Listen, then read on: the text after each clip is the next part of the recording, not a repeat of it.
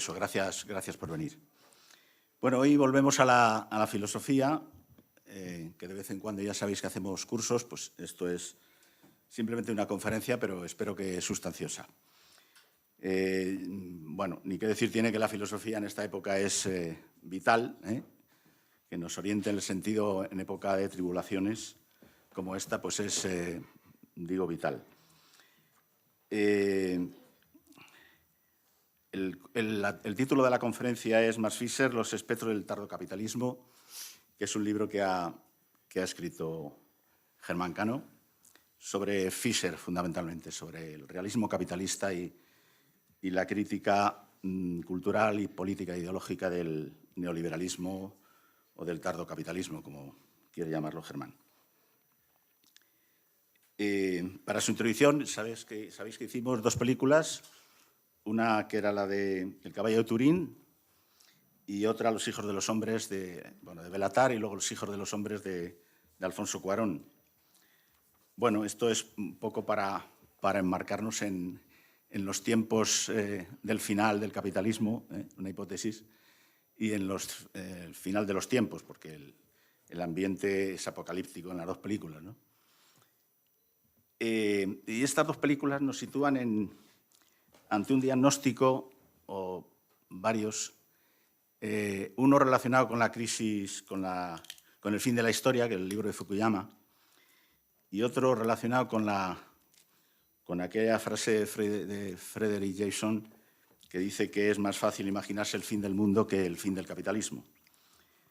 En la primera, en el fin de la historia de Fukuyama, pues las predicciones no se han cumplido. Él preveía, después de la caída del muro de Berlín en 1989, preveía que se extendiera la democracia liberal por todo el mundo y el capitalismo por todo el mundo como sistema económico eficaz. Hemos comprobado que efectivamente no es así. La democracia y el capitalismo y la democracia se desagregan, de alguna forma, y estamos viéndolo ahora con el trumpismo, y el capitalismo pues está teniendo problemas graves con las crisis comerciales, los aranceles, que ya no permite, o parece que no permite, la expansión, tal como decía Fukuyama. Aparece el imperialismo de zonas de influencia, que lo estamos viendo, y el nacionalismo exacerbado en muchos lugares del planeta. En la segunda hipótesis, que me parece que es la de Jameson, es más fácil imaginarse el fin del mundo que el fin del capitalismo, pues es tremendo, ¿no? Porque digamos que nos sitúa ante un panorama que es un poco el que parece querernos hacer o invitar Elon Musk, los plutócratas, que es ir a Marte a reproducir el sistema. Algo parecido a lo que en la época de la Nueva Inglaterra, el colonialismo, el Pitt mandaba a los trabajadores allí para reproducir el capitalismo en Nueva Inglaterra. Y luego se le iban porque no estaban los cercos y tenían libertad para irse y no depender del capital, ¿no? Del empresario. Bueno, algo similar quiere hacer este hombre, ¿no? Quiere pretender llevarnos, ¿no? Bueno, yo digamos que esta tesis de es más fácil imaginar el fin del mundo que el fin del capitalismo, pues permite preguntas, ¿no? Preguntas, la de Spinoza, entre otras. ¿Por qué combaten los hombres por su servidumbre cuando si se trata de su liberación? O la de Deleuze, ¿por qué el deseo desea su propia represión? O la de Guattari, que es la servidumbre voluntaria, ¿no? Que implica hombres autónomos que se suponen que no necesitan a los demás y que no dependen de nadie, son soberanos, cuya falsedad es evidente, ¿no? Porque el hombre es relacional y depende de los demás. Por tanto, es un ser social, no es un ser individual, como pretende decirnos lo que Fischer llama el realismo capitalista. Bueno, luego, es decir, si estamos la duda es si estamos en los tiempos del final del capitalismo o el final de los tiempos. Efectivamente, si fueran las dos cosas, como como dice Jameson, sería preocupante, ¿no? Sin embargo, yo creo que en los tiempos del final del capitalismo hay una esperanza. Es decir, no tiene por qué coincidir el tiempo del final del capitalismo con el final de los tiempos. Entonces, es la etapa de esperanza en la que tenemos que descubrir. No hay que... Es verdad que tenemos que ser... Porque la subjetividad humana algo pasa. El deseo humano algo pasa. Porque no somos capaces de ir por delante de la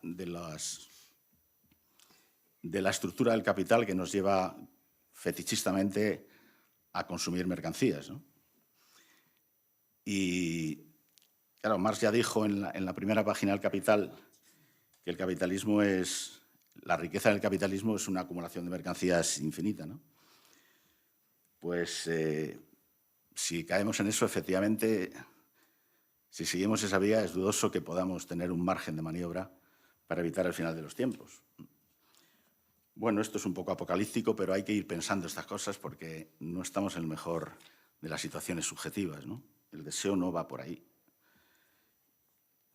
Bueno, me gusta leer, de vez en cuando lo hago, la tesis 11, la tesis 9 sobre el concepto de historia que elaboró Benjamin, porque es una crítica al progreso. En general, las tesis sobre el concepto de historia son bastante duras con el economicismo soviético y con el economicismo capitalista y con la concepción del progreso que tenía la socialdemocracia en los años 45-75. Dice Benjamin, hay un cuadro de Paul Klee que se llama Angelus Novus. En él vemos a un ángel que parece estar alejándose de algo mientras lo mira con fijeza. Tiene los ojos desorbitados, la boca abierta y las alas desplegadas. Ese es el aspecto que debe mostrar necesariamente el ángel de la historia. Su rostro está vuelto hacia el pasado. Donde se nos presenta una cadena de acontecimientos, él no ve sino una sola y única catástrofe, que no deja de amontonar ruinas sobre ruinas y las arroja a sus pies. Querría demorarse, despertar a los muertos y reparar lo destruido. Pero desde el paraíso sopla una tempestad que se ha aferrado a sus alas, tan fuerte que ya no puede cerrarlas. La tempestad lo empuja hasta el cielo. No, la tempestad lo empuja irresistiblemente hacia el futuro, al cual da la espalda, mientras que frente a él las ruinas se acumulan hasta el cielo. Esa tempestad es lo que llamamos progreso. Bueno, hoy vamos a hablar de Max Fischer a través del libro de Germán Cano, Los espectros del tardo capitalismo, Max Fischer. A través de un libro de Germán Cano que nos ayuda a entender en 6 apartados la propuesta crítica de los conceptos que manejó Fischer en la época en que vivió. El realismo capitalista, la cancelación del futuro, el materialismo gótico y las consecuencias psicoafectivas y psicosociales y culturales que tuvo en nuestra época. Nuestra época pasada, pero que todavía continúa, ¿no? Es decir, Fischer nació en el año 68 y murió en el 2017. Quiere decir que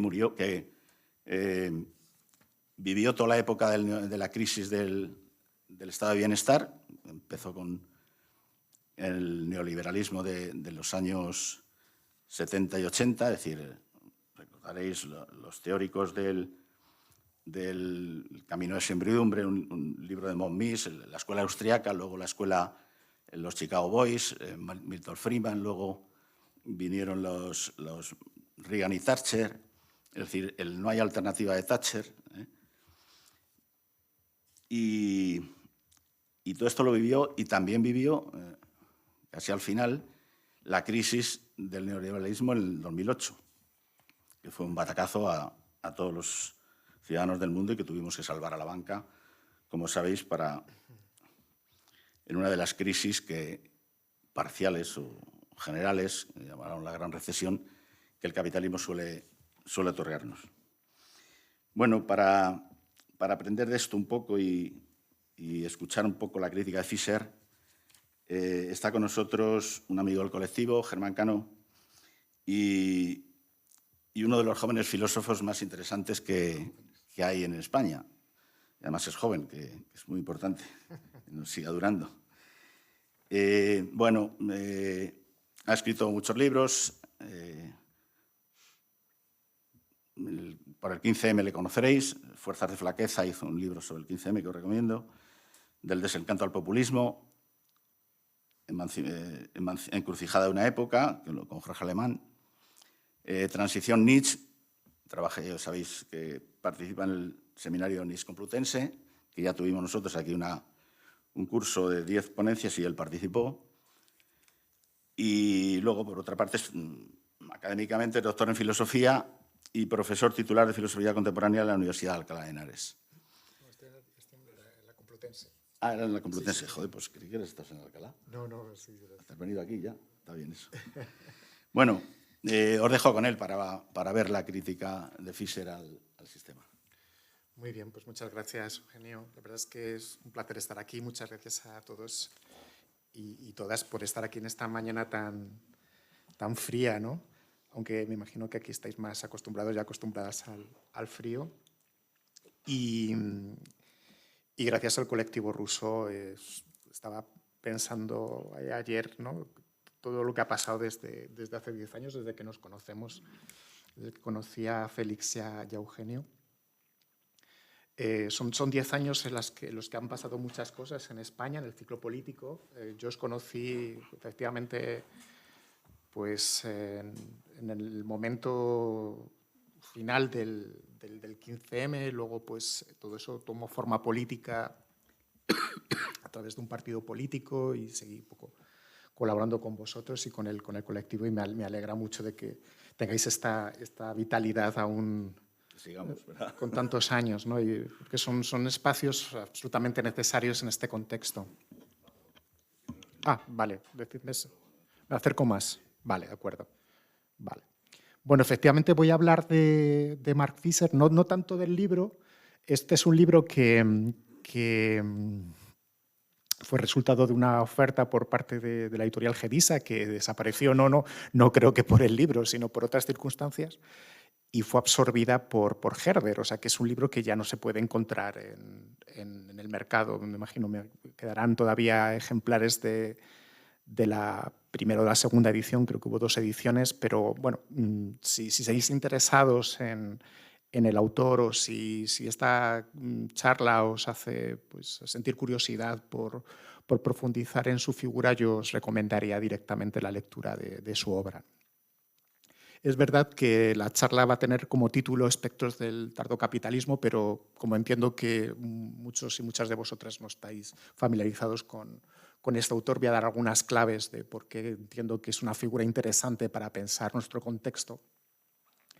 Máxime, si visteis el jueves la película de Children of Men de Alfonso Cuarón del 2006, que es una película que utiliza el propio Fischer en una de sus obras más significativas, Realismo capitalista, una obra justamente que surge al calor de la crisis de 2008, de la que hablaba Eugenio, y que muestra un escenario muy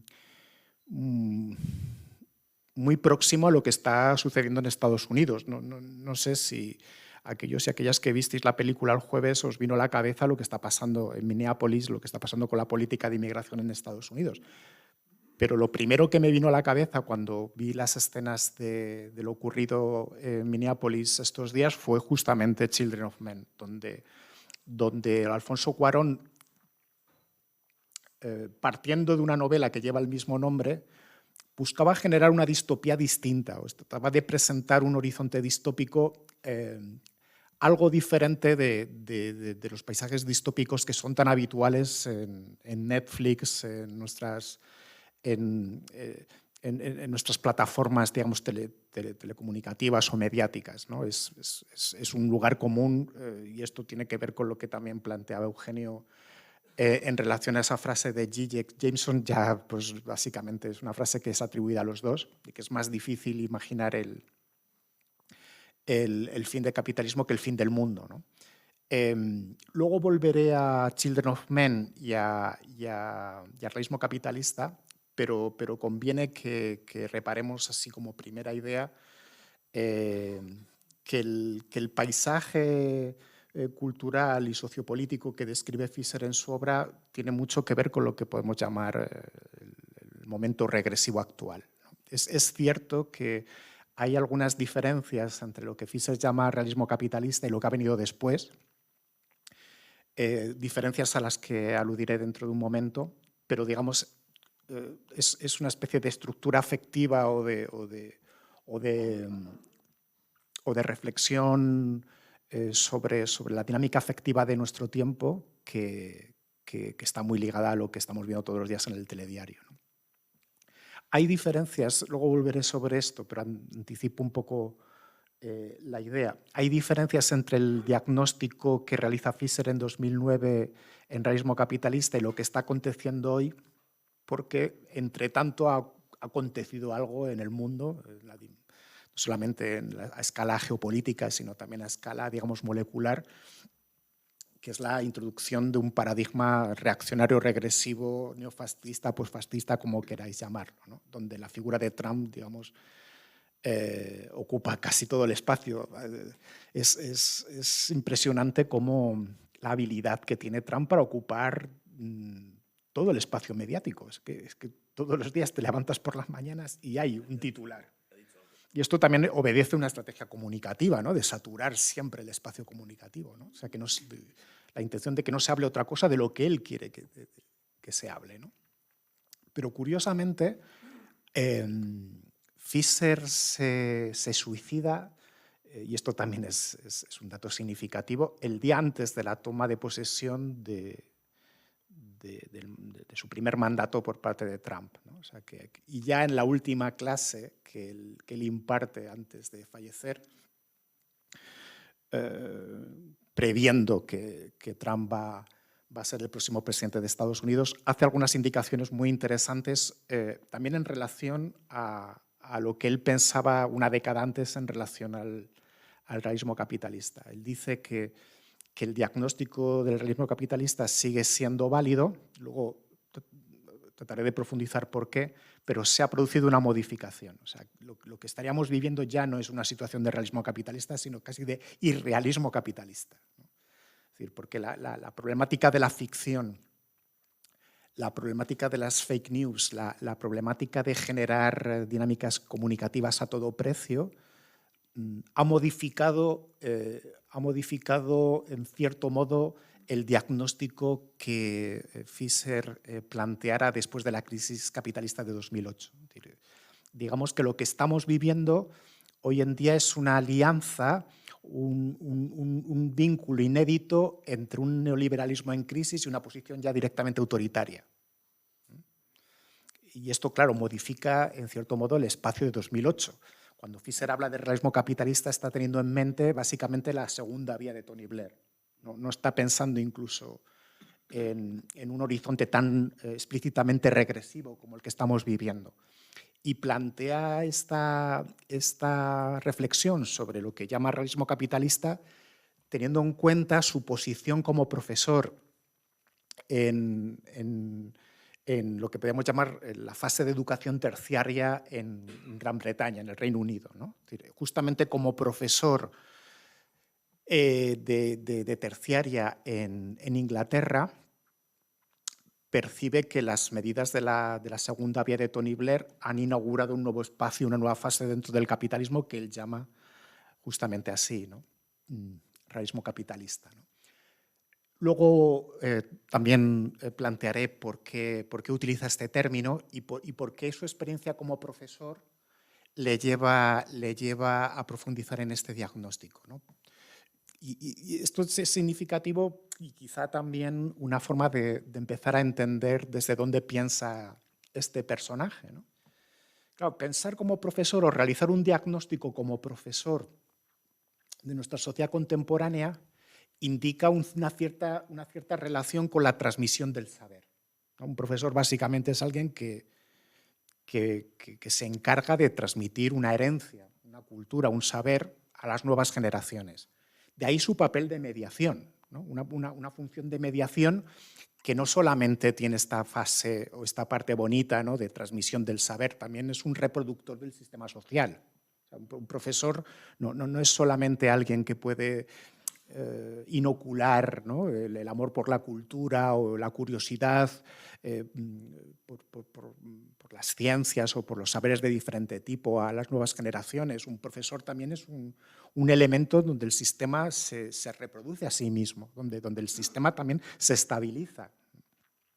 Y Fisher, digamos, tiene la particularidad, y yo creo que esto es un mérito, de pensar esa función profesoral o esa función escolar desde esta doble vía, ¿no? Entendiendo que un profesor pues, tiene siempre una función, digamos, conservadora respecto al sistema, respecto al statu quo, pero al mismo tiempo en la cultura siempre hay algo de resistencia, hay algo de espíritu crítico que se necesita inocular a las diferentes generaciones que vienen después de uno, ¿no? Por eso la película de Children of Men, y luego volveré a ella, es tan significativa, porque lo que plantea en el fondo el argumento de la película es un mundo en el cual se ha bloqueado esa transmisión entre el pasado y el futuro, donde bajo la metáfora de la imposibilidad de tener hijos se está planteando el futuro de la cultura, el futuro de la transmisión. Y no entendamos cultura como alta cultura o como algo especialmente sofisticado o algo elitista, ¿no? Algo que también tiene una dimensión profundamente popular, ¿no?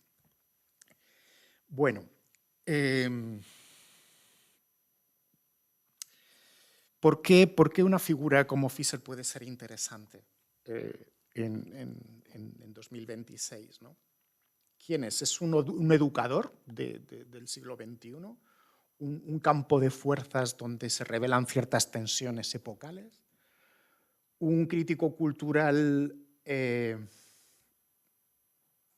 insobornablemente modernista, es algo esto muy importante, ¿no? En su forma de entender la cultura, una forma de entender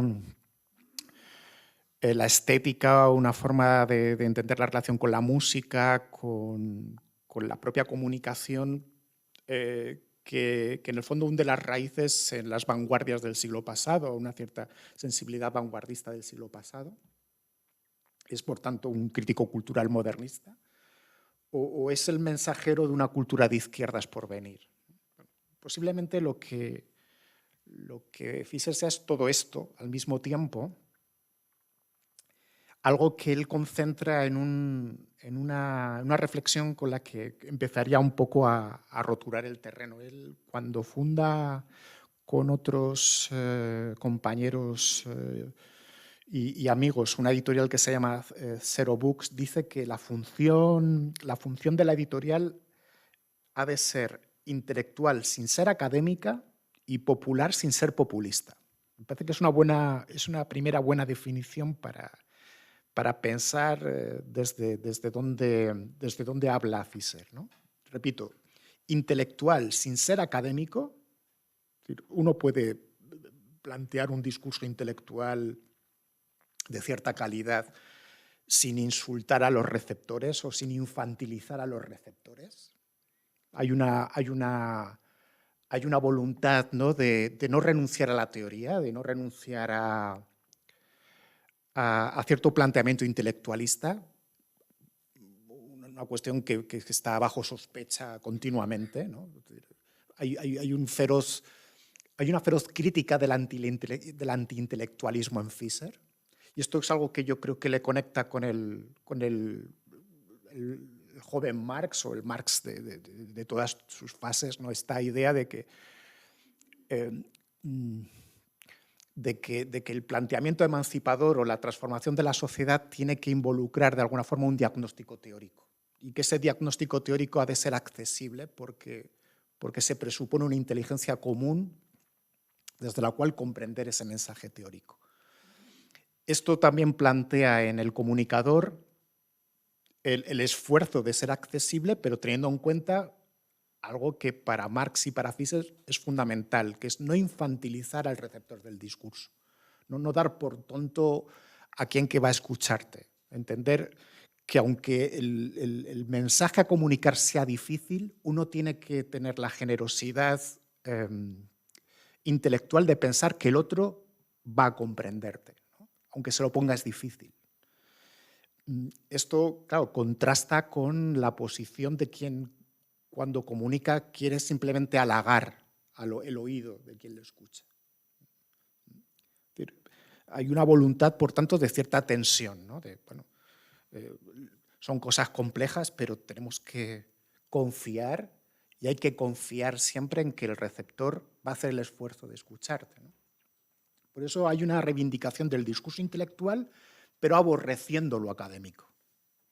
Una cosa es mantener un rigor intelectual, hablar con cierto rigor en los espacios culturales pertinentes, y otra cosa es utilizar la jerga académica, ¿no? Y aquí hay algo muy deleuziano, muy nietzscheano en el fondo del temperamento intelectual de Fischer, ¿no? Que siempre se encontró mucho más cómodo funcionando en los blogs y en Internet, en las nuevas redes comunicativas digitales abiertas en el siglo XXI o en la segunda mitad, o a partir de las últimas décadas del siglo XX. Siempre se sintió mucho más cómodo en esos espacios que en el discurso académico. Siempre mantuvo una relación terrible con las instituciones académicas y escolares. De ahí un poco la posición marginal que él ocupó en la Universidad de Goldsmiths, donde el grupo al que pertenecía la CCRU actuaba de forma paralela a las instituciones académicas, ¿no? Y esto no simplemente por el hecho de desprestigiar o de renunciar al saber académico, al saber teórico, sino porque entendía que la universidad no era el espacio adecuado donde hacer el trabajo cultural, ¿no? Por las dinámicas institucionales y disciplinarias que uno encuentra en la universidad, ¿no? De que cuando reivindique esa capacidad de ser intelectual sin ser académico, Fischer también está manteniendo una posición muy crítica con respecto a lo que podríamos llamar un discurso escolar o la jerga académica, que casi siempre también abusa de la pedantería. Y la segunda parte de la cita es interesante porque dice hay que ser popular pero sin ser populista, ¿no? Esto nos llevaría también a un terreno complejo. ¿Qué quiere decir con esto? Pues que de alguna forma hay que presuponer un sentido común siempre en el receptor y uno ha de confiar en que esas distancias sociológicas o esas distancias de hábitus que siempre se encuentran en la sociedad pueden ser superadas, ¿no? Hay una especie de confianza, ¿no? en que el discurso pueda llegar a todo el mundo, ¿no? Pero popular sin ser populista significa que ese discurso no tiene que halagar o no tiene que limitarse a seducir al otro, porque entonces entraríamos en una dimensión retórica del discurso donde a través de la palabra uno instrumentaliza a los demás. Esta tensión de ser intelectual sin ser académico, ser popular sin ser populista, marca toda una sensibilidad, creo que muy interesante. Esto va a llevar a Fischer a interesarse por objetos culturales que desde luego no serían interesantes para la academia, ¿no? Por ejemplo, toda la relación que tiene Fischer con la música contemporánea, con la música electrónica, con lo que él va a llamar modernismo popular, habla de una figura que entiende que la cultura, en la música que escuchamos, en las películas que vemos, en el gusto estético que manifestamos, se revela algo políticamente interesante.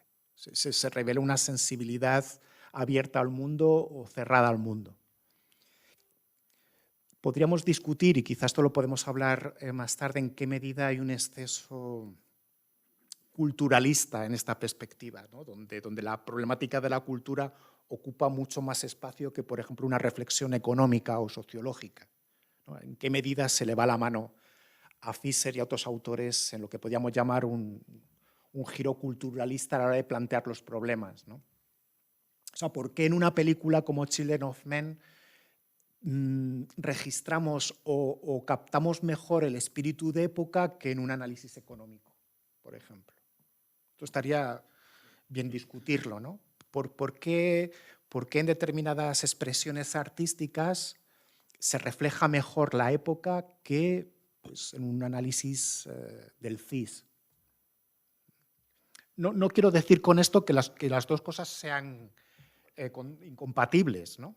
Quiero decir que a la hora de hacer un diagnóstico de lo que somos, de qué estamos viviendo, qué nos está pasando, tenemos desde luego muchas herramientas. Pero Fischer, para bien o para mal, entiende que la única o la mejor forma de acercarse a esto que podríamos llamar una ontología del presente es las manifestaciones estéticas, ¿no? Y hay algo muy interesante en él respecto a, por ejemplo, su gusto por la música, ¿no? Algo que a mí particularmente me interesa mucho. ¿Por qué la música? ¿Por qué la música dice tanto de la época en la que vivimos? Porque la música tiene que ver con la escucha y tiene que ver con una atención y tiene que ver con una especie de gestión del tiempo que nos obliga a una especie de pulsión contemplativa respecto a lo que estamos viviendo. Es decir, mantiene como una especie de distancia respecto a las demandas de atención que nos bombardean en el día a día, ¿no? Es decir, es como si a través de la buena escucha uno pudiera generar una cierta distancia reflexiva con lo que está pasando. Y esto para él era muy importante. Por eso odiaba la música de consumo, ¿no? Una música que, podríamos decir, es populista y no popular, por cuanto halaga el oído, somete la sensibilidad a clichés o lugares comunes, ¿no?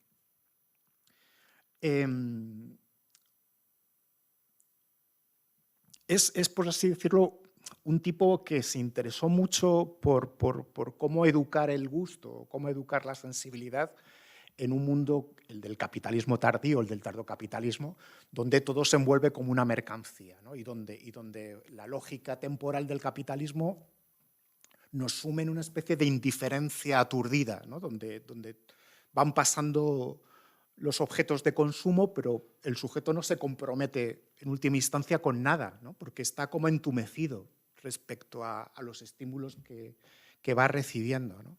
Esa intensidad es la que creo que resulta interesante, ¿no? Hay una cita que no es de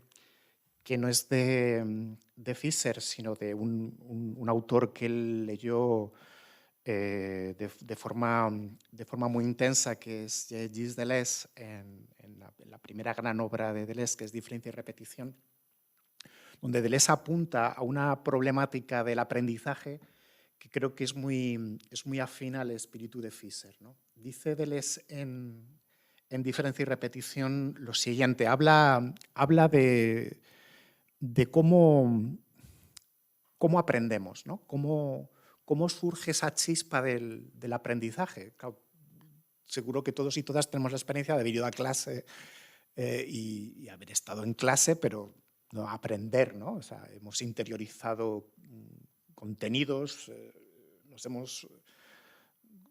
hemos aprendido a comportarnos en sociedad, nos hemos socializado, pero esto de aprender es una cosa muy seria, ¿no? No aprendemos más que quizá en situaciones excepcionales. Aprender en un sentido profundo, quiero decir, ¿no?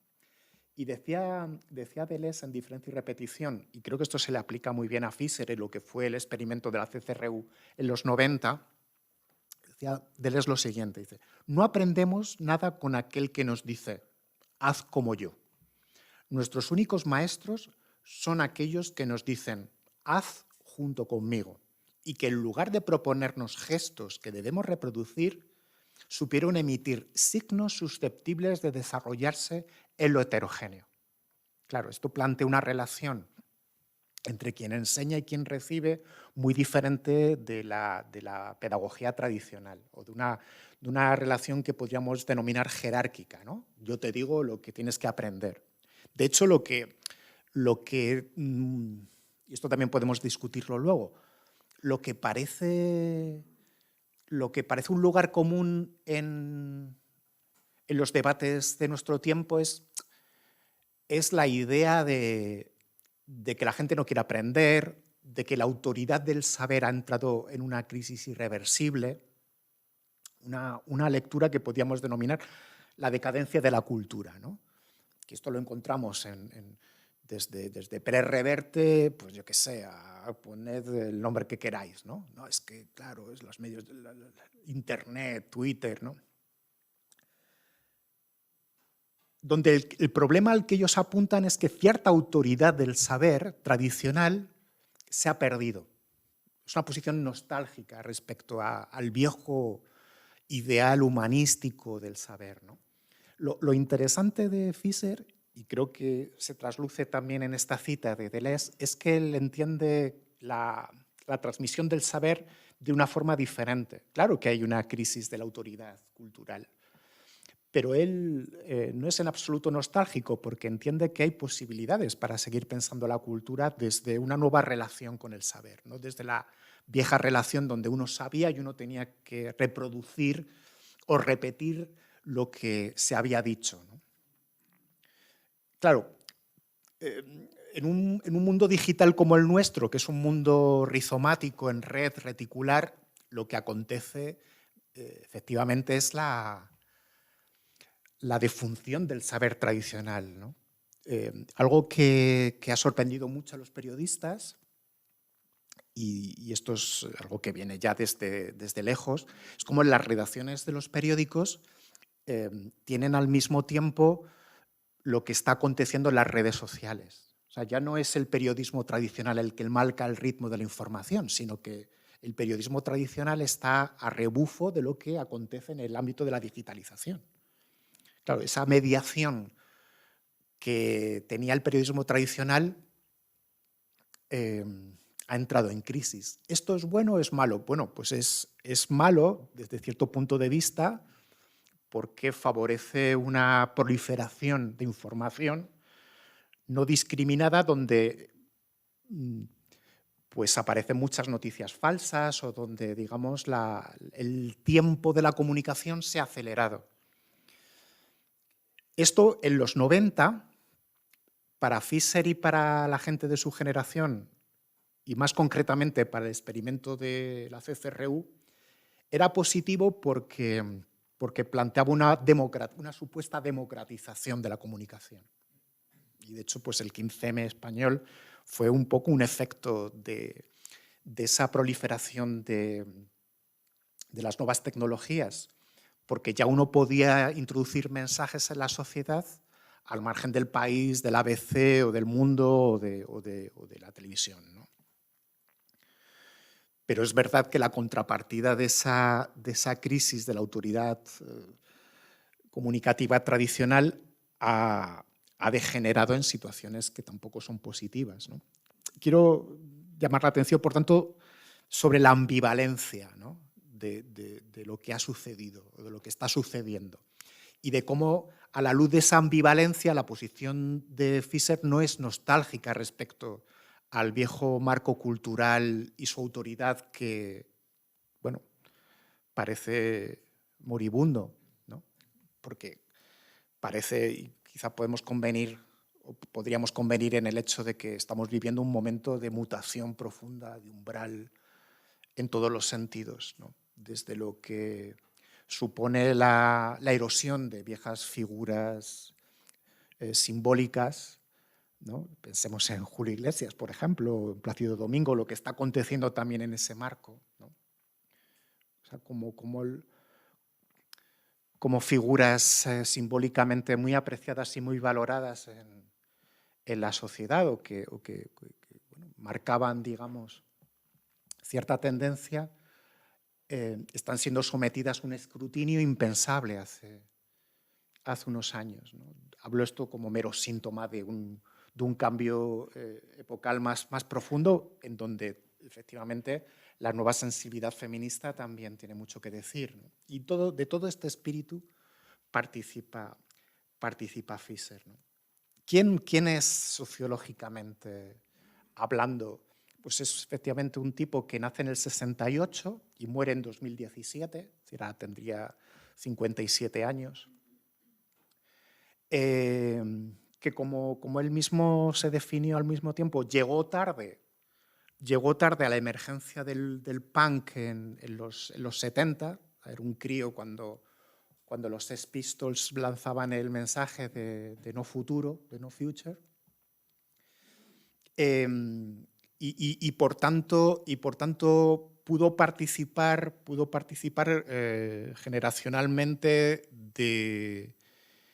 de las aportaciones del estado de bienestar de la posguerra, que sobre todo en Gran Bretaña pues generaron un nuevo modelo social. Él, por ejemplo, insiste en algo que me parece relevante para comprender su itinerario intelectual, ¿no? Él considera que un elemento fundamental de su socialización política y cultural fue la televisión que vio de niño, la BBC de los años 70, podríamos decir, ¿no? ¿Por qué? Porque en esos momentos la BBC participaba de un modelo cultural muy vinculado al estado del bienestar, donde la televisión pública podía ofertar programas y contenidos no populistas en el sentido del que hablaba Fischer antes, ¿no? Es decir, no orientados al éxito inmediato o no orientados al beneficio económico inmediato. Es decir, podía plantear una relación con el cine, con la música más experimental, porque no era una institución sometida a intereses puramente económicos. Es decir, esto llevó a que la BBC fuera muy experimental en sus contenidos, o que plantearan contenidos no directamente orientados al éxito inmediato. Claro, esto también es una cuestión a debatir, ¿no? ¿Cuál es la función de una televisión pública? Desde luego no puede competir con una televisión privada. No, su función no es ganar dinero. Su función es generar ir forjando una nueva sensibilidad cultural, dotar a su parrilla, ¿no?, de una cierta variedad, poder experimentar con los contenidos. Claro, son cuestiones que hoy nos parecen muy alejadas de lo que es el mercado cultural actual, ¿no? El otro día, hace unos días, leí una entrevista a Tony Visconti, que era el productor de David Bowie durante muchos años, y decía que una carrera como la de David Bowie, que empieza a finales de los 70, o no, antes, que empieza en los 70, porque creo que empezó ya en el 72, y que terminó hace 10 años, una carrera como la de David Bowie hubiera sido imposible en la actualidad. O sea, un producto como el de David Bowie, esto que para Fischer identifica lo que él llama el modernismo popular, sería imposible en la industria musical actual, porque las compañías no hubieran apostado por un artista tan experimental y con contenidos que a primera vista no eran tan, entre comillas, populistas, ¿no? En el sentido de buscar el éxito inmediato, de buscar la conexión inmediata, de ser un producto fácil para el consumo. Entonces, Fischer habla muchas veces de cómo durante su infancia podía ver series o programas que estimulaban su imaginación justamente porque eran experimentales, porque abrían como un espacio, un portal espaciotemporal diferente de la continuidad gris en la que vivía, ¿no? Él lo dice con estas palabras, que también pueden ser significativas.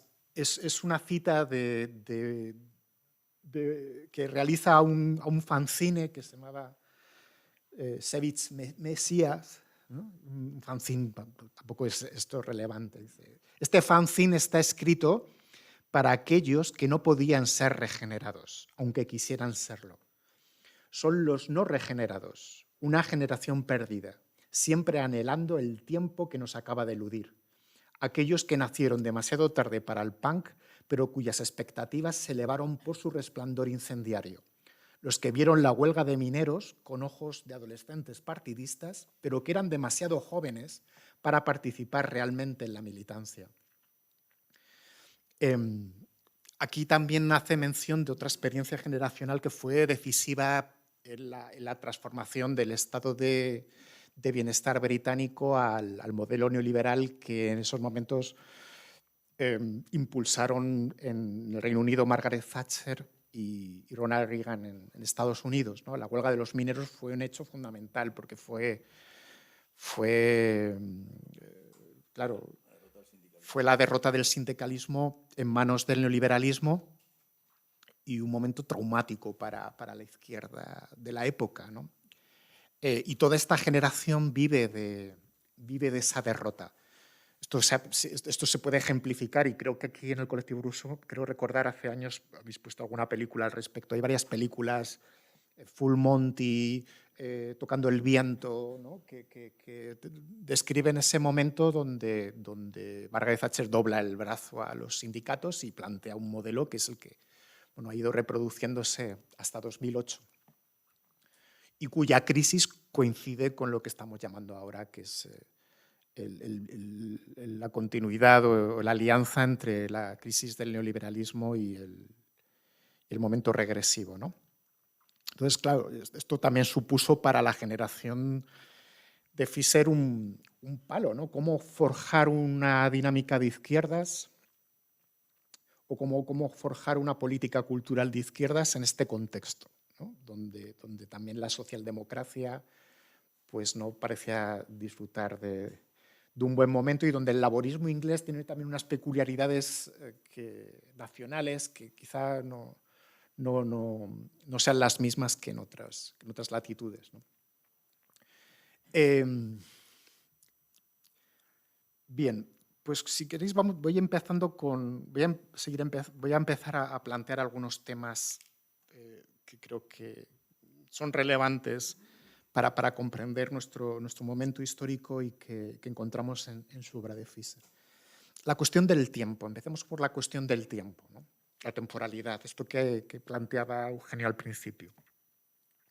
Esto se llama, no tenemos proyecto de futuro, estamos como bloqueados, no hay manera de imaginar, no hay manera de imaginar lo que va a venir, ¿no? Toda nuestra estructura afectiva está trufada de catástrofes. Fijaos en la cantidad de series que hablan de escenarios apocalípticos o distópicos. O sea, es tremendo, ¿no? Esto, claro, ahí quizá lo vemos normal, pero en otras épocas no era así, ¿no? O sea, la producción cultural no era tan pesimista, ¿no? Voy a empezar planteando esta cuestión del tiempo de otra cita, que es alguien, bueno, que tampoco está muy cerca del espíritu de Fischer, pero que en esta frase yo creo que nos ayuda a pensar mejor ciertos planteamientos de este pensador británico. Es una frase de Bruno Latour que dice así: no podemos seguir creyendo en el viejo futuro si queremos tener porvenir. No podemos seguir creyendo en el viejo futuro si queremos tener porvenir. Esto tiene mucho que ver con el comentario que ha hecho Eugenio antes acerca de las tesis sobre la filosofía de la historia de Walter Benjamin. ¿Qué quiere decir esta frase de Bruno Latour y por qué encaja tan bien en el planteamiento de Fischer? Porque, ¿qué es el viejo futuro? ¿Y qué es esto que podríamos llamar el porvenir? Lo que Fischer está tratando de pensar, no solamente él, ¿no? Esto no es tampoco algo que sea una dimensión original de su reflexión. También lo encontramos en muchos otros autores y nos obligaría a abrir el zoom, ¿no? Es que lo que ha entrado en crisis son dos modelos temporales. El modelo temporal vinculado a la tradición liberal burguesa, que era la idea de progreso, la idea de que las generaciones posteriores vivieran mejor que sus padres, una idea que plantea el futuro en términos de una linealidad abstracta, ¿no? Una concepción del tiempo muy dependiente de cierto optimismo tecnológico, de cierta concepción de la tecnología en virtud de la cual la tecnología o la producción por sí misma genera bienestar, genera un mayor reparto de la riqueza, genera posibilidades vitales, ¿no? Es una idea muy incrustada en el proyecto de la modernidad, la idea del progreso. Esto es lo que en primera instancia ha entrado en crisis, ¿no? Y esto tiene consecuencias evidentes en el mundo actual. En España se podría relacionar muy bien con la dificultad del acceso a la vivienda, que supone una impugnación también a este modelo, ¿no?, del tiempo lineal, del tiempo del progreso. Claro, cuando ¿cómo puede experimentar el tiempo? ¿Cómo podemos tener imaginación utópica en un contexto social donde no accedemos ni siquiera a la vivienda? Porque la vivienda es el primer espacio de seguridad que nos permitiría pensar a largo plazo, o que nos permitiría construir un proyecto de vida. Claro, esto implica que ya no podemos construir identidades a largo plazo. Claro, eso es la cancelación del futuro, la idea de, bueno, de que se ha cerrado ese marco que supuestamente estaba abierto o más abierto en otros momentos históricos, ¿no? Entonces, esto es lo que ha entrado en crisis desde hace ya, valga la redundancia, bastante tiempo, ¿no? Cierto tiempo. La crisis del modelo liberal de progreso. Pero también ha entrado en crisis lo que era también muy importante, la tradición emancipatoria de izquierdas en el marxismo, que es lo que podríamos llamar la teleología de la historia, ¿no? Esta idea de que, bueno, más allá del progreso liberal burgués, hay otra concepción del tiempo en donde las contradicciones y las tensiones sociales pueden alumbrar bien una revolución o una transformación a largo plazo. Esto podríamos llamar la lectura teleológica de la historia, que también tiene bases filosóficas y tiene un legado importante a sus espaldas, ¿no? Entonces, en esta doble crisis del modelo temporal de la concepción liberal del progreso y de la concepción teleológica, ¿cómo pensamos lo posible? ¿Cómo pensamos la posibilidad? ¿Cómo pensamos esto que es lo posible? Antes también Eugenio hablaba de las tesis sobre bueno, no hablabas de esto, pero bueno, tiene que ver con las tesis sobre Feuerbach de Marx, ¿no? La famosa tesis undécima, ¿no? La teoría o la filosofía hasta ahora ha interpretado el mundo, pero de lo que se trata es de transformarlo, ¿no? Lo habéis oído hasta la saciedad.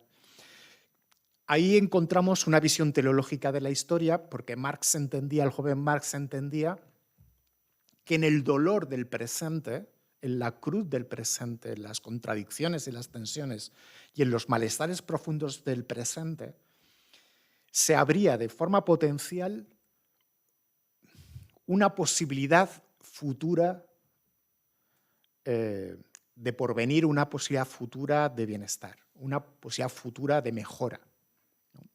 Es una idea que en el fondo, y aquí estoy quizá forzando demasiado el argumento, es una idea que en el fondo también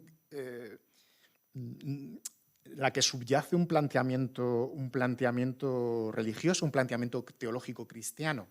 O sea, la idea de que del dolor del mundo o de las contradicciones del mundo surge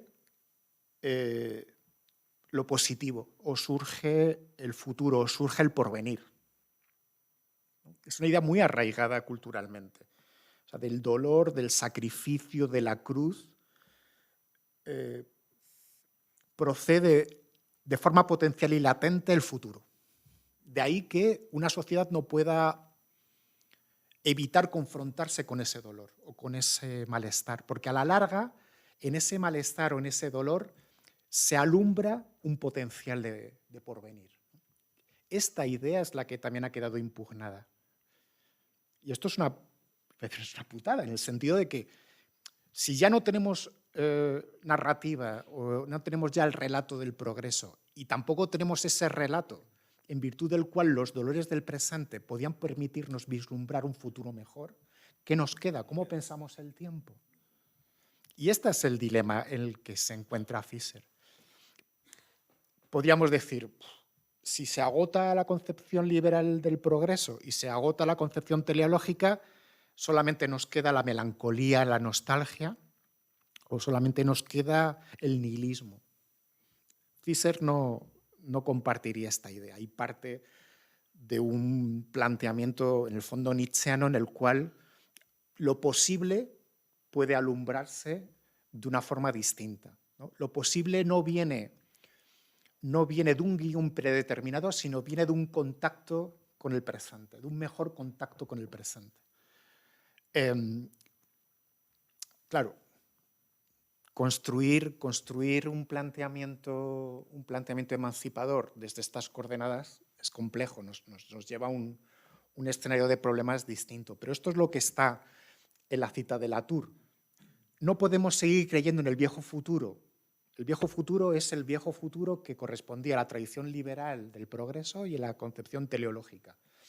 Entre otras razones, y este es el contexto en el que habla Latour, por la cuestión del antropoceno, por la cuestión ecológica, por la cuestión que ya no podemos pensar en una tierra infinitamente disponible desde el punto de vista de los recursos. Porque, claro, tanto la idea del progreso como la idea teleológica presuponían que las fuentes de riqueza eran ilimitadas. Y esto es lo que también ha entrado en crisis. La conciencia de la finitud de los recursos y de que tenemos que pensar desde otras claves, ¿no? Aquí intervendrían un montón de problemas, ¿no? Por ejemplo, en qué medida hay que abandonar el discurso humanista para pensar este porvenir. Pero entendemos, creo que puede quedar clara esa diferencia entre el viejo futuro y el porvenir. Si hay un porvenir, este pasa por pensar el tiempo más allá del progreso y más allá de la teleología histórica marxista hegeliana, ¿no? Otra cosa es si es compatible el discurso marxista con un discurso no teleológico, que eso también es factible, ¿no? Pero lo que sí que ha entrado en crisis es esta idea de, bueno, lo que decía, lo que podría deducirse de cierta lectura del Manifiesto Comunista, ¿no? Esta idea de que el capitalismo genera sus propios sepultureros, ¿no? De que la propia dinámica capitalista y sus contradicciones y sus tensiones, no voy a decir necesaria y automáticamente, pero terminaría conduciendo a una transformación cualitativa del capitalismo actual, ¿no? Esto va a llevar a Fischer a identificarse con una corriente, y si queréis podemos hablar de esto más adelante, que se llama aceleracionismo, que no significa que haya que acelerar lo malo, sino que haya que abandonar los proyectos nostálgicos. En términos concretos y políticos, ¿esto qué significaría? Pues para Fischer, ser aceleracionista en este contexto implica dejar de lado toda posición nostálgica. Por ejemplo, en relación con su crítica al laborismo británico o la socialdemocracia. Él entiende que en la medida en que el capitalismo a partir de los años 70 se ha transformado profundamente y ha dejado lo que algunos autores han denominado la etapa fordista, es decir, la etapa en la que la fábrica ocupa el espacio fundamental de la producción y en donde el trabajo se rige por una cierta disciplina del valor, en donde se genera una identidad a largo plazo, donde el trabajador trabaja 8 horas o 10 horas o lo que sea, luego pues tiene tiempo libre, ¿no?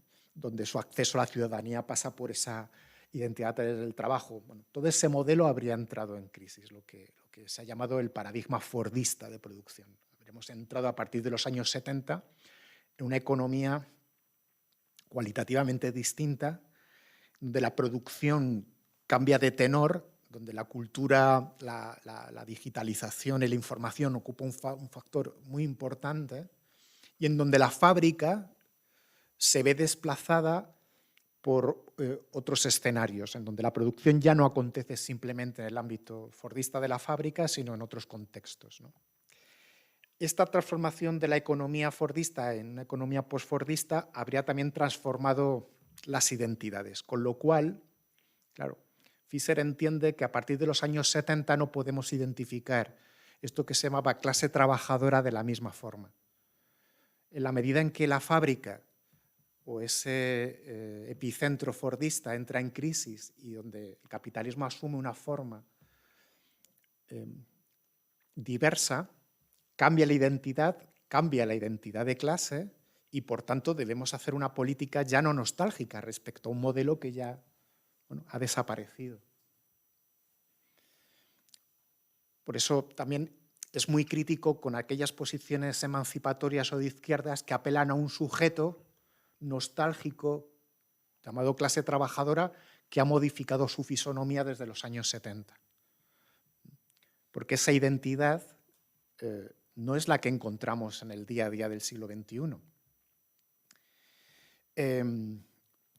Esto, claro, es algo que plantea para Fisher un reto que solamente puede plantearse introduciendo otros autores, otras tradiciones dentro del marxismo, ¿no? Podríamos decir que es un marxista muy heterodoxo, un marxista muy poco convencional, ¿no? Pero sí que sigue utilizando herramientas del marxismo, ¿no?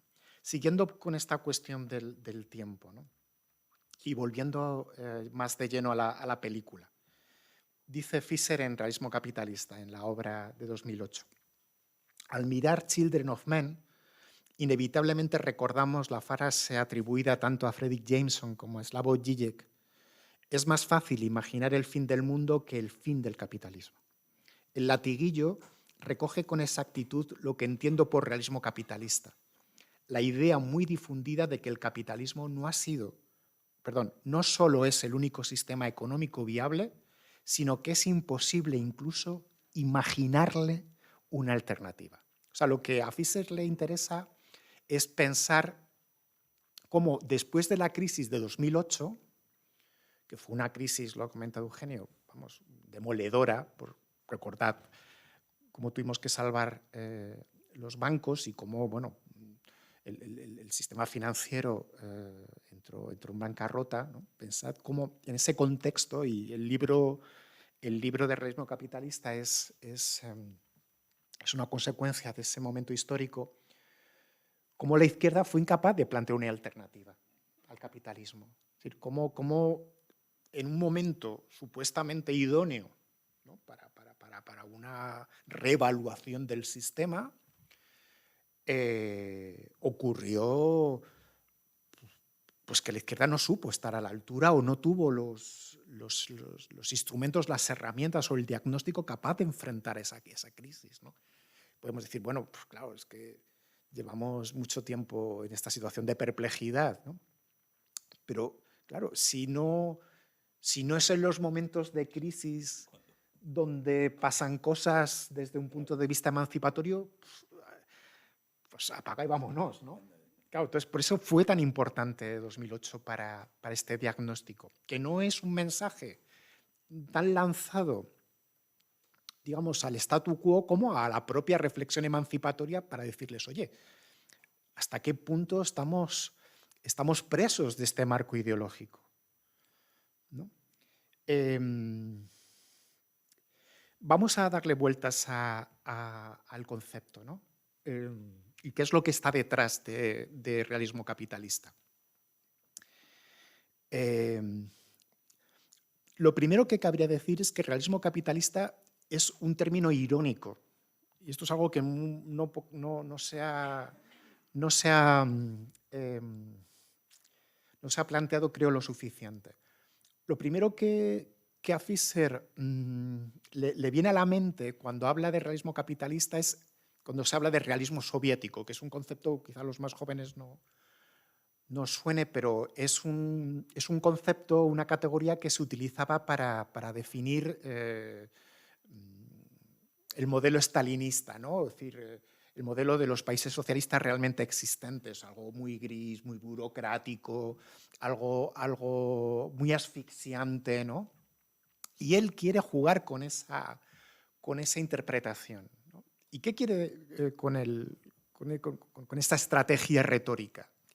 Decir en el fondo que lo que sucede después de 2009 o 2008 no es tan distinto, o que el realismo capitalista no es tan distinto del realismo soviético. Y esto es muy interesante en términos políticos por lo siguiente. Para que nos fijemos en la estrategia retórica que está detrás del planteamiento. El capitalismo se define a sí mismo, y se define básicamente a partir de finales de los 80, con la caída del muro, como un modelo de libertad, como un modelo dinámico, como un modelo abierto al futuro, como un modelo de espontaneidad y de autonomía respecto a lo que se considera la bancarrota de un modelo comunista, un modelo marxista, esclerotizado, burocratizado, donde no hay respiro para las libertades ni para una cultura democrática, etc., ¿no? De hecho, Fischer utiliza mucho, es muy interesante el ejemplo que pone.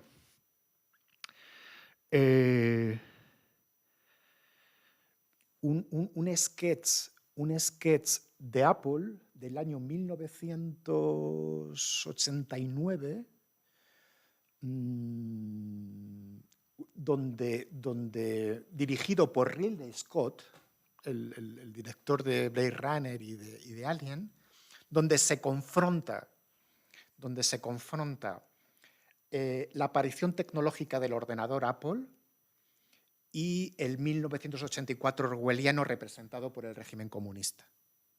Es un vídeo que se puede ver en YouTube, es fantástico, es un documento que a Fischer le sirve para reflexionar sobre el nuevo modelo histórico que surge a partir de la caída del muro, ¿no?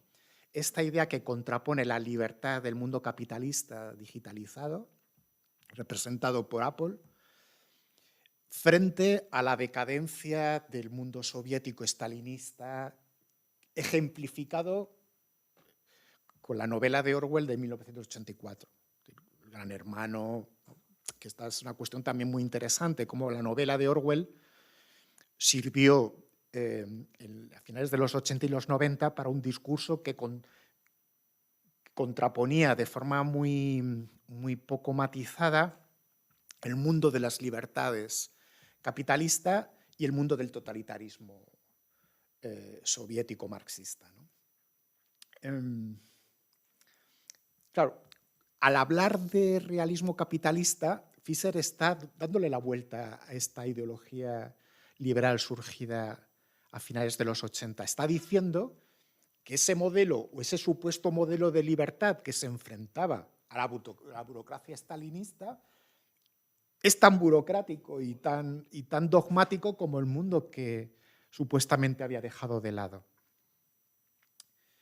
Y esto él lo argumenta en toda la obra fundamentalmente a la luz de su profesión, a la luz de su actividad como profesor. Es decir, ¿cómo percibe, por tanto, el realismo capitalista Fischer? Como un profesor que percibe la desintegración de los modelos de escuela pública y la mayor burocratización en la transmisión del saber. Esto, para los que no trabajáis en la universidad, pues os puede resultar ajeno. Pero en los últimos tiempos nosotros trabajamos casi tanto en la autoevaluación, en la burocratización, como en la preparación de nuestras clases. O sea, se ha producido un cambio de sistema en donde, bueno, el peso burocrático, los papeles, las autoevaluaciones que tenemos que realizar nos cargan de una ansiedad y de un nuevo marco laboral que era inimaginable en épocas anteriores. Entonces, la estrategia retórica con esto del realismo capitalista es mostrar cómo el discurso supuestamente liberal, que quiso dejar de lado toda la burocracia y todo el estalinismo del discurso marxista, no es más que lo mismo, no es más que un modelo tan burocratizado, tan asfixiante y tan angustioso como el modelo que supuestamente había dejado de lado.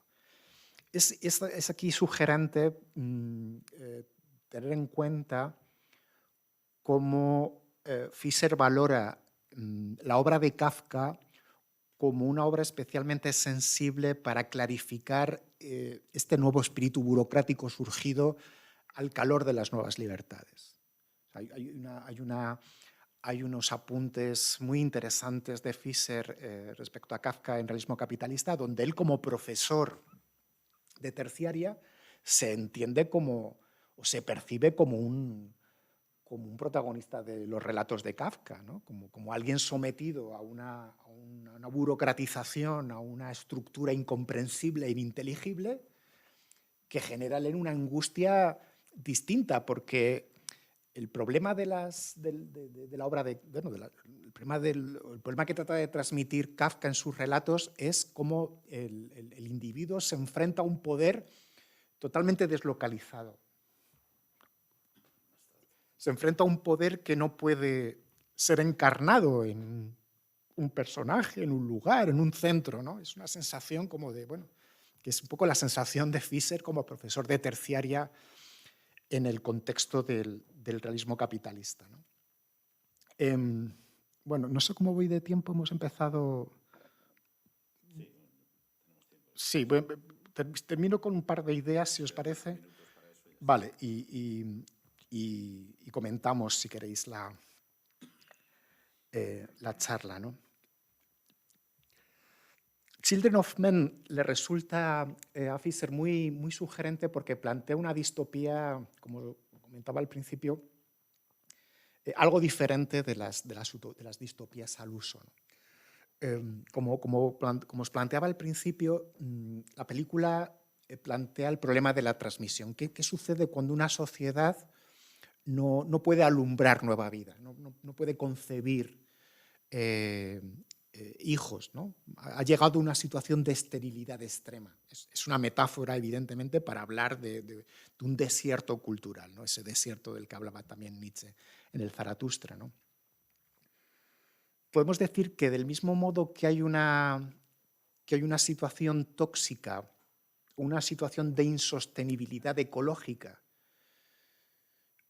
hay una insostenibilidad cultural. Se produce una situación de desecamiento o de desertización cultural en donde el presente ocupa de forma omnipresente y unilateral lo que antes pertenecía a una articulación entre el pasado, el presente y el futuro. Me explico. Lo que caracteriza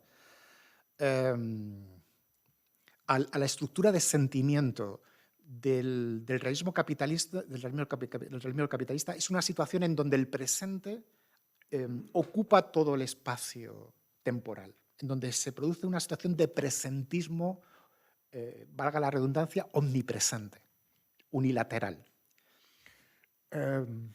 ¿Cómo podemos identificar esta sensación, donde el presente ocupa todo? Bueno, es la sensación que tenemos de bombardeo informativo, donde no sé si tenéis la sensación, yo al menos sí, de que los acontecimientos de un día se olvidan al cabo de una semana, donde el bombardeo informativo impide cualquier retención o cualquier construcción de la memoria o cualquier experiencia real del tiempo.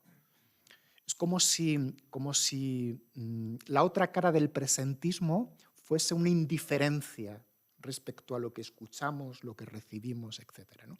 Como si, esta es otra idea también que podría ser interesante analizar, como si se produjera esa situación que Kundera llamaba como la insoportable levedad del tiempo, la insoportable fugacidad de todo, ¿no?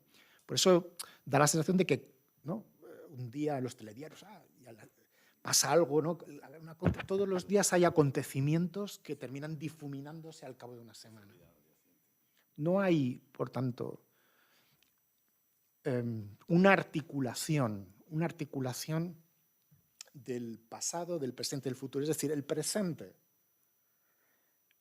al captar toda la atención, al ocupar toda la escena, ya no se siente deudor, o heredero de nada,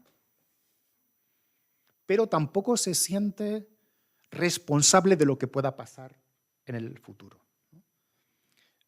Cada uno y cada una que identifique esta situación de presentismo a su modo, ¿no? Pero claro, esto plantea una patología temporal que lleva a identificar determinadas psicopatologías.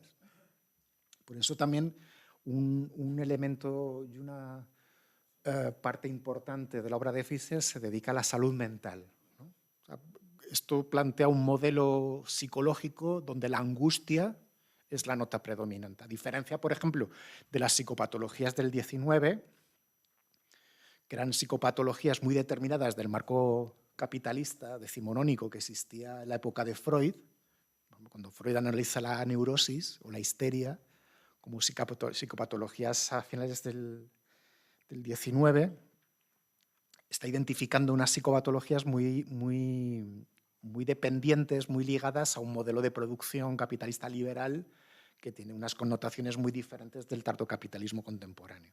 Entonces, de la misma forma que las psicopatologías del capitalismo tradicional eran la neurosis y la angustia, que eran psicopatologías muy vinculadas a un modelo de subjetividad donde el sujeto se reprimía mucho, donde contenía mucho sus emociones, sus pasiones, sus afectos. Las psicopatologías del siglo XXI tienen que ver con la angustia, con el hecho de que el sujeto se ve arrojado a un mundo de estímulos, de incertidumbres y de precariedad en donde es incapaz de construir una subjetividad. Por eso, como dice también Fischer, el modelo de nuestro tiempo es el espía Jason Bourne. No sé si habéis visto las películas de Jason Bourne, que es un espía que protagoniza Matt Damon, que tiene la característica, a diferencia de un espía, digamos, más al uso, como James Bond, de que cada día se levanta en un sitio distinto y es incapaz de construir una memoria de sí mismo. Es como otra película que quizá conocéis que se llama Memento, donde el protagonista es incapaz de reconstruir una identidad, porque está sometido, digamos, a los vaivenes de cada instante, ¿no? Entonces, esta incapacidad de construir a largo plazo una identidad tiene que ver también con el modelo de trabajo postfordista en el que vivimos, ¿no? Si tú tienes que reinventarte continuamente, si tienes que reformular tu currículum continuamente porque cada trabajo que ocupas es distinto del anterior, estamos en un modelo laboral muy diferente del tradicional donde un individuo podía entrar en una empresa a los 14, 15 años y jubilarse a los 70. En esta comparación de modelos, ¿qué es mejor o qué es peor? Bueno, pues ahí estamos en esa ambivalencia de la que hablábamos antes. Una posición posmoderna, que no es la posición que defendería desde luego Fischer, diría, bueno, qué rollo esto, lo de tu padre, de trabajar en la SEAT desde los 14 a los 70 años, y cómo mola esto de que te puedas reinventar y que puedas estar en un trabajo distinto cada 4 o 5 meses, ¿no? Pero claro, esto es una trampa muy engañosa porque, bueno, evidentemente quizá el trabajador de la SEAT podía entrar a los 14 años, sabía que se iba a jubilar a los 70, pero en ese modelo de vida uno podía decir, bueno, mira, empiezo ganando esto, dentro de 10 años ganaré un poquito más, podré casarme, podré meterme en una hipoteca, podré tener hijos, etcétera, etcétera. Mientras que el que está pues, apremiado por la precariedad, ¿cómo va a pensar a largo plazo? ¿Cómo va a pensar, ¿no? Entonces, como veis, el hecho de que el presente ocupe toda la escena, ¿no? De que se pierda esa gramática temporal, pasado, presente, futuro, no es un ejercicio intelectual, no es simplemente una reflexión de tipo culturalista, ¿no? Entonces, Fischer se interesa mucho por el tipo de cultura que se expresa y que se revela en esa gramática temporal presentista. Y Children of Men, en el fondo, es una metáfora de esto, ¿no? Es un tema que no es nuevo. Podéis encontrarlo en la poesía de T.S. Eliot, en The Wasteland, básicamente donde T.S. Eliot reflexiona mucho sobre cómo tiene lugar la transmisión cultural, ¿no? Y Eliot plantea una idea que quizá es antiintuitiva, pero que también está en la reflexión de Children of Men y en Fischer, que es que cuando se produce ese presentismo, esa situación omnipresente del presente y de la actualidad, donde se rompe el vínculo con el pasado y, por tanto, se rompe también el vínculo con el futuro, con la proyección, no solamente se deteriora y se empobrece la relación con el pasado, sino que se empobrece profundamente la relación con el futuro. Es decir, si no tenemos un buen contacto, una buena relación con lo que nos ha precedido, tampoco sabremos construir ese porvenir del que hablaba Bruno Latour. O sea, no solamente perdemos la capacidad de ser herederos, que es quizá lo que más enfatizan los diagnosticadores de la nostalgia cultural, ¿no? Ya no nos sentimos herederos de nada, se ha perdido el sentido del humanismo clásico, ya no tenemos un vínculo con la tradición, etcétera, etcétera, ¿no? Esto podría ser una lectura más o menos conservadora en términos culturales, pero lo que le preocupa a Fischer no es tanto que se pierda el pasado como que se pierda el futuro, ¿no? Y esto obedece justamente a esta situación de omnipresencia del presente, ¿no? Como veis, este es el marco, la matriz general del problema, y ahí ya pues, Fischer va clarificando cuestiones más concretas, ¿no? La relación con la música. Por ejemplo, él entiende que la música que se escucha en las radiofórmulas es una música que carece del experimentalismo y de la intensidad y de la trascendencia, en el buen sentido, de la música contemporánea de los 60 y de los 70, ¿no? Y por eso también busca, y con esto ya sí que termino, recuperar el espíritu contracultural de los 60 y los 70, entendiendo que ahí había un modelo de transmisión cultural que permitía, digamos, no solamente ciertos desclasamientos o en el sentido positivo, sino también ciertas posibilidades de la cultura que quedaron eclipsadas y bloqueadas con el ascenso del neoliberalismo. Es decir, lejos de pensar que los 60 y los 70 fueron la alfombra o el marco cultural que terminó allanando el camino al neoliberalismo, que es una lectura muy habitual en los últimos términos, saber que todo lo malo de la izquierda, por ejemplo, proviene de los 60 y de los 70, Fischer le da la vuelta al argumento, ¿no? Entiende que tenemos que volver a ese espíritu para captar una posibilidad de subjetivación y una posibilidad cultural y política que quedó efectivamente bloqueada por el ascenso del individualismo neoliberal, ¿no? Que es lo que hoy también estaría en crisis, ¿no? Claro, lo que está sucediendo en lo que podemos llamar el paradigma regresivo actual es que la crisis del modelo neoliberal está produciendo una acción totalmente nostálgica y reactiva respecto a un supuesto mundo perdido que habría que restaurar, pero no deja de ser una ilusión, según estos planteamientos. Así que, bueno, muchísimas gracias por la escucha y si queréis ahora podemos dialogar o plantear cuestiones más concretas que os hayan interesado.